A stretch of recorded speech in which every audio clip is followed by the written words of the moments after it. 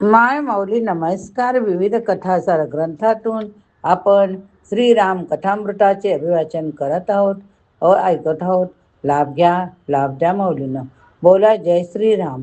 श्रीराम जय राम, जय जय राम. श्रीराम जय राम, जय जय राम. जर श्रवण केले असेल तर प्रतिक्रियेत लिहा जय श्रीराम. श्री गणेशाय नमः, श्री सरस्वते नमः, श्री कुलदेवताय नमः, श्री रामचंद्राय नमः. आपण मागच्या भागात भरताचे नामकरण पाहत होतो. तोच भाग आपण पुढे पाहत आहोत. चातकाच्या भक्तीचे एके ठिकाणी गोस्वामींनी फार सुंदर वर्णन केले. एक चातक पक्षी तहानेने व्याकुळ होऊन गंगेच्या पात्रात पडला. पण गंगेत पडल्यावर चोच वर करून तो आकाशाकडे पाहतो. आता तो मरायला टेकला. मरताना गंगाजल मिळावे यासाठी सारेजण तडफडतात. पण या चातकाला नारद जेव्हा गंगाजल प्यायला सांगतात तेव्हा तो चातक म्हणतो, मला मुक्ती सुद्धा नको, मला तो स्वाती नक्षत्रावरचा मेघातून उघडलेला बिंदू हवा. ही प्रेमातील उत्कटता. असा प्रेमवेडा मनुष्य जीवनाचा, देवाचा, धर्माचा, भक्तीचा कसलाही विचार करत नाही. गंगा जल महान असेल पण माझे आराध्य तो मेघबिंदू. ज्या भक्तीत अनन्यता नाही ती भक्तीच नाही. चातक त्याचे प्रतीक. म्हणून भक्तीची व्याख्या करताना नारद म्हणतात, तदर्पित किला चारितः तदविस्मरणे परमव्याकुलतः. पण अशा प्रकारचे चातक वृत्तीचे लोक विवेक ठेवू शकत नाहीत. त्यांच्याकडून नियम मोडला जाणार म्हणजे जाणारच. पण ज्या भक्तीत खूप विवेक असतो त्यामध्ये उत्कटता नसते. त्यांच्या सगळ्या गोष्टी मोजून मापून असतात. त्यांची जीवनाची चाकोरी ठरलेली असते. पण त्यामुळे अविवेकी माणसाच्या जीवनात कुठेतरी सूक्ष्मता येऊन जाते. उत्कट प्रेम करणारा मनुष्य चुका करण्याची शक्यता असते. त्यामुळे विवेक, उत्कटता दोन वृत्ती एकत्रित नांदत नाहीत. आणि आता श्रीभरताच्या जीवनाकडे पहा. त्याचे अंतकरण प्रेमाने ओथंबलेले आहे. किती प्रेम रामाच्या बद्दल असावे पुढे आपण ते सगळे बघणारच आहोत. भरताचे रामप्रेम हा रामकथेचा आत्मा आहे. गोस्वामीजींनी म्हटले आहे की रामचंद्राने जणू लोकांना भरताचे प्रेम कळावे यासाठी वनवास ग्रहण केला. जोपर्यंत मी अयोध्येबाहेर जाणार नाही तोपर्यंत भरताचा माझ्याबद्दलचा भाव लोकांच्या लक्षात येणार नाही.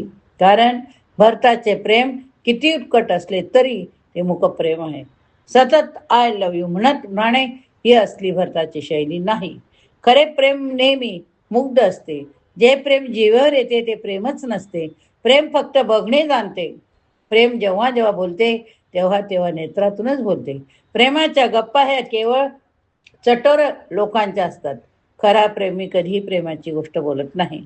त्यांच्या अंगप्रत्यंगातून प्रेम लक्षात येते. पण जेव्हा खरे प्रेम नसते तेव्हा दुसऱ्याला विश्वास वाटावा म्हणून सांगावं लागलं की कुणी तुम्हाला म्हटले की लक्षात घ्या आय लव्ह यू, याचे जरा पाणी मुळते आहे. तो खरा प्रगाढ प्रेमी असतो. त्याला असेच वाटत राहते की मी काहीच केले नाही. भक्त भगवंताला म्हणतो की मी तुझ्या करता काही करू शकलो नाही.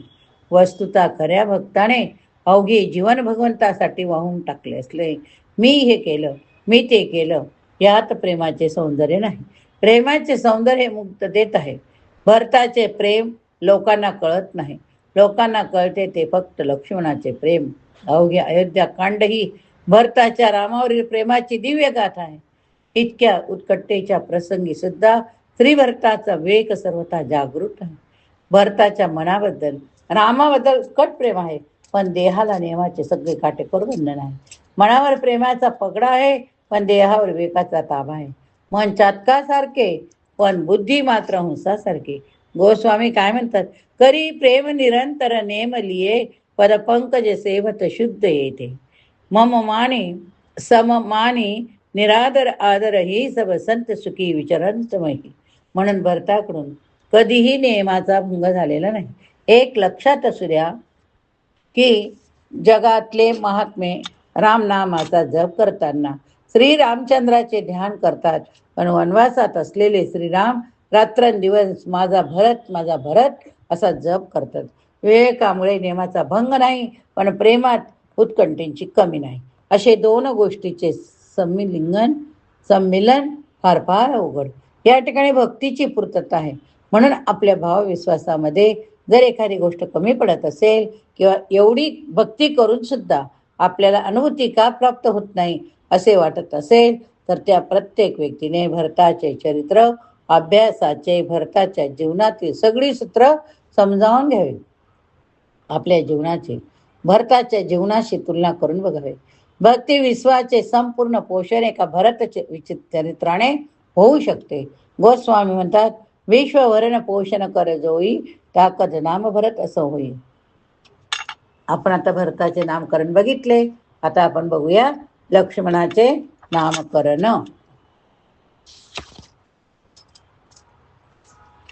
ज्येष्ठ सुमित्रा नंदनाने नामकरण करताना महर्षी वशिष्ठांनी एका अद्भुत नामाचा उच्चार केला. लक्ष्मण लक्ष्मण म्हणजे काय याचा अर्थही वाल्मिकींनी आपल्या रामकथेत सांगितला.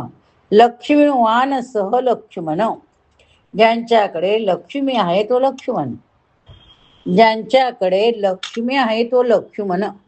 मात्र या लक्ष्मणाकडे एकच संपत्ती आहे, ती म्हणजे दास्यलक्ष्मी. कोणती? दास्यलक्ष्मी.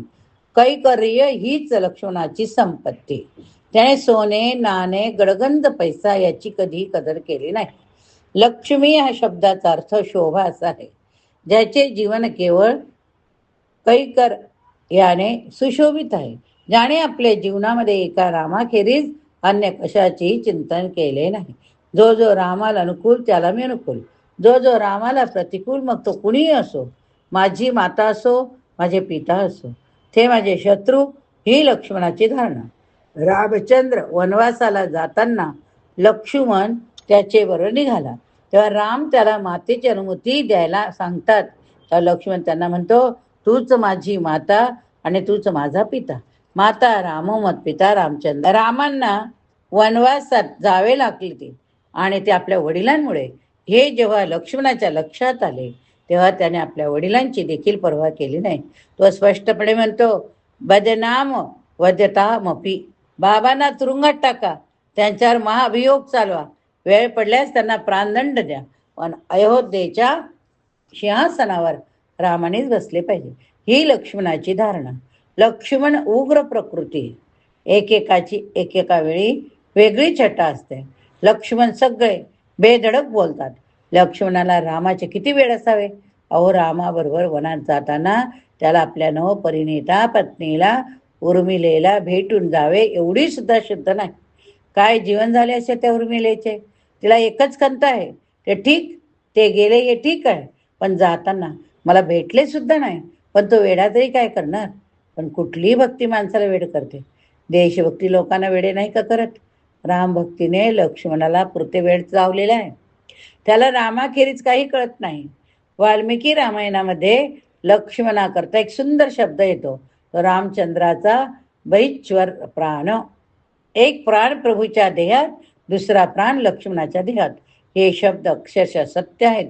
भगवान रामचंद्राने अयोध्येचा वियोगसन केला, आईचा वियोगसन केला, वडिलांचा वियोगसन केला, भगवती सीतेचा वियोगसन केला, भरताचाही वियोगसन केला.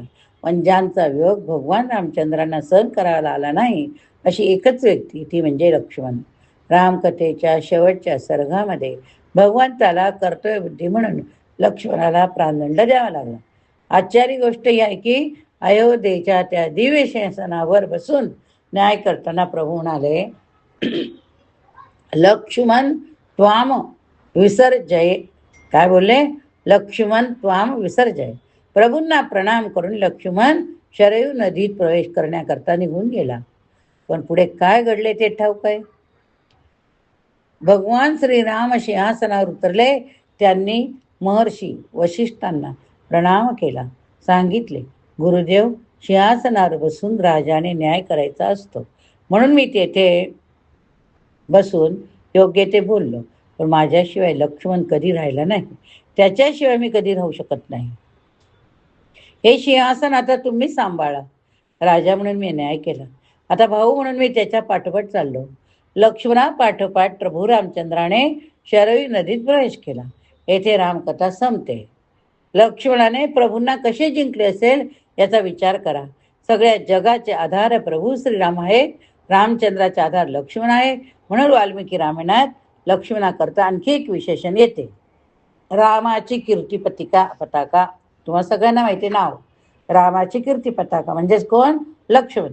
ज्या दंडावर फटकते आहे तो ध्वजदंड लक्ष्मण आहे.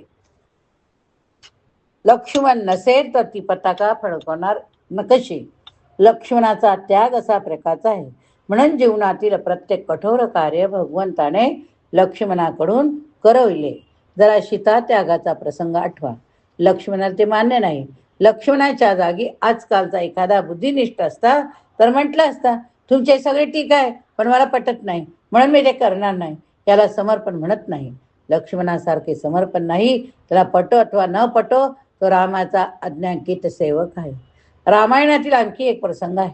प्रभू रामचंद्राने भगवती सीतेला अग्निपरीक्षा देण्यास सांगितले. त्यासाठी लागणारी काष्टे ती लक्ष्मणाला आणायला सांगतात. लक्ष्मणाला ते मान्य नाही. पण रामाने अंतिम निर्णय दिला की एखादी गोष्ट मान्य नसली तरी मुकाट्याने करणे हा लक्ष्मणाचा स्थायी भाव आहे. कर्तृत्वहीन माणसामध्ये अशा प्रकारचे आज्ञापालन असते पण त्याला तितके सौंदर्य नसते. लक्ष्मण कर्तृत्व संपन्न असूनही रामापुढे झुकतो. हे त्याच्या जीवनातले सौंदर्य.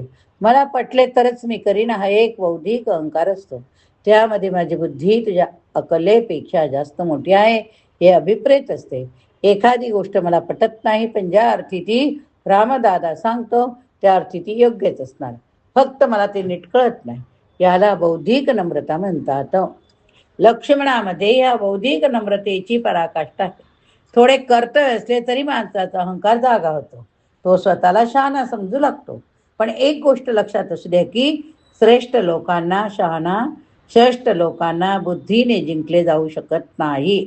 लक्ष्मणाने कधी वाद घालून रामाला जिंकले नाही. रामाने वनवासात जाऊ नये म्हणून लक्ष्मण रामाशी वाद घालतो. पण वनात जाणे हा रामाचाच निर्णय आहे हे लक्षात आल्यावर वाद न घालता तो रामाच्या पाठोपाठ वनात जातो. वादाने कधी कोणाला जिंकता येत नाही. हे सूत्र लक्षात ठेवा. प्रेमाने दुसऱ्याला जिंकता येते. वाद बुद्धीच्या स्तरावर चालतो तर प्रेम हृदयाच्या स्तरावर चालते.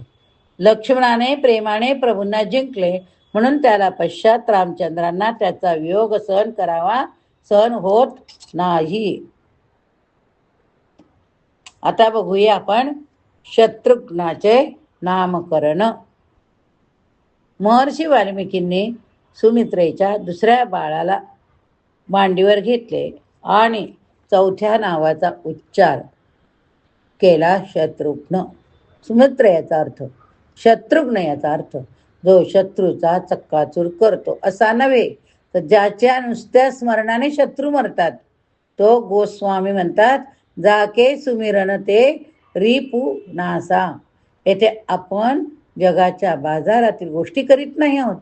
आपण भक्ती विश्वाचा अभ्यास करीत आहोत. आणि भक्तिशास्त्रामध्ये शत्रू कोण हो? भक्तिशास्त्रात अहंकार एकच शत्रू सर्वात मोठा. काम क्रोध लोभ हे देखील शत्रू पण या सर्वांपेक्षा अहंकार प्रबळ शत्रू. कामी व्यक्तीला पश्चाताप होतो. क्रोधी आणि लोभी माणसाला देखील पश्चाताप होतो पण अहंकारी व्यक्तीला कधीच पश्चाताप होत नाही. कामी क्रोधी अथवा लोभी पश्चातापानंतर तरुण गेल्याची उदाहरणे आहे पण अहंकारी मनुष्य तरुण गेल्याची एकही उदाहरण नाही. पण हा असा चिवट शत्रू आहे की मरत नाही. पण अहंकाराचे आणखी एक वैशिष्ट्य की हा सहसा लहान लोकांना धरत नाही. हा मोठमोठ्या असामीच गाठतो. ज्ञानेश्वर माऊली म्हणते नवल अहंकाराची गोठी विशेषेन लगे अज्ञाची या पाठी. ज्ञानी याचे झोमणी कंठी नाना संकटी नाचवी. थोडे काहीतरी आपल्याकडे असले किंवा आपल्या हातून एखादे काम घडले की अहंकार येतो. एका अर्थाने घर सोडणे सोपे, कपडे बदलणे सोपे.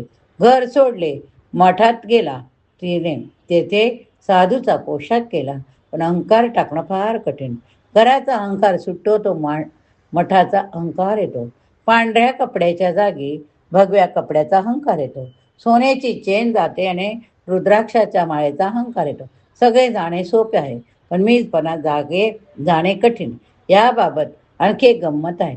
संसारिक लोकांचा मीपणा फार लहान असतो, परमार्थिक लोकांचा मीपणा फार मोठा असतो. घरातल्या कटकटी कमी असतात, अभ्यासातील कटकटी फार जास्त असतात. म्हणून कलियुगात आपल्या घरात राहून साधना करणाराच श्रेष्ठ आहे. आश्रमात जाऊन राहण्यापेक्षा कृपा करून आपले घरच आश्रम कसा बनेल हे बघा. संपत्तीचा अहंकार, ज्ञानाचा अहंकार, कर्तृत्वाचा अहंकार, सर्वात विचित्र गोष्ट म्हणजे आपल्याला अहंकार नसल्याचा अहंकार. शत्रुघ्नाच्या जीवनाचे चिंतन केले तर आपला अहंकार विसर्जित होईल. जरा त्याच्या जीवनाकडे बघा. अनेकांना असे वाटते की रामायणामध्ये शत्रुघ्नाने नेमके काय केले. रामकथेमध्ये जसे रामासोबत लक्ष्मणाचे नाव चिकटले, तसे भरतासोबत शत्रुघ्नाचे नाव चिकटलेले असे नाही. राम, लक्ष्मण, भरत यांच्या पाठोपाठ येणारी शक्तीसारखे नाव म्हणजे शत्रुघ्न. रामकथेत त्याचा फार जास्त उल्लेख नाही. याचा अर्थ तो अल्सो रॅन म्हटला नाही. कधी कधी एखाद्या समारंभाचे फोटो लोक मला दाखवतात. फोटो बघताना माझ्या लक्षात येतं, ज्याने काहीच कामे केले नाही असे अनेक चेहरे फोटोत आहे. यांनी फक्त फोटोच्या वेळी उभे राहायचे काम केले. त्यावेळी माझे मन त्या लोकांचा शोध घेत असते, ज्यांना फोटो काढून घ्यायला सवड मिळाली नाही. ते फक्त कामच करीत राहतात. दोन प्रकारचे कार्यकर्ते असतात. चला आपण कोणते दोन प्रकारचे कार्यकर्ते ते आपण पुढच्या भागात बघूया. या ठिकाणी हा भाग संपवूया. बोला जय श्रीराम.